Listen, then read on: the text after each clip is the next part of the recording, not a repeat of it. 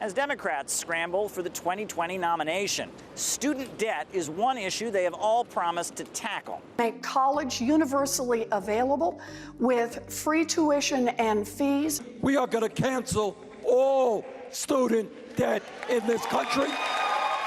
My plan would be to, first of all, make community college free and make sure that everyone else besides that top percentile gets help with their education. Betsy DeVos, the education secretary appointed by Donald Trump, disagrees strongly with many of the Democratic proposals, and she is not afraid to say so. Their proposals are crazy. I mean, it's trillions of dollars.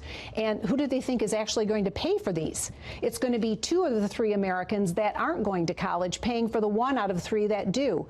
Let's look at this for what it really is, a federal takeover of higher education. And she isn't joking. In 2017, Betsy DeVos ordered the Department of Education to ignore a court order and continue attempting to collect from 80,000 students who were victims of fraud at Corinth College. She was so hell-bent on collecting money that the judge now intends to impose penalties on DeVos. There have to be consequences for violation of my order 16,000 times. 44.7 million Americans currently have student debt.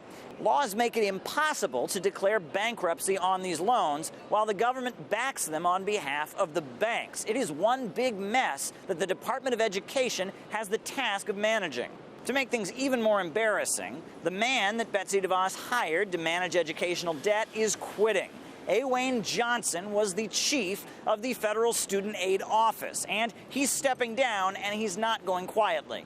We run through the process of putting this debt burden on somebody, but it rides on their credit files. It rides on their back for decades. The time has come for us to end and stop the insanity. Some of the Democrats are saying to cancel student debt. Do you buy that? Cancel student debt? How would they go about doing that? You know, just canceling the debt. I mean, if it's a probability and it can work, it would be nice, but I don't see how logistically that could work. Cancel student debt? Well, if I had kids that needed it, I probably would be more for it. However, we don't, but I don't think it's a good plan. We work for it, I work for it, you work for it, pay it back. I do think that people should take care of their own responsibilities too. I think it would be a great idea if they can do it. Okay.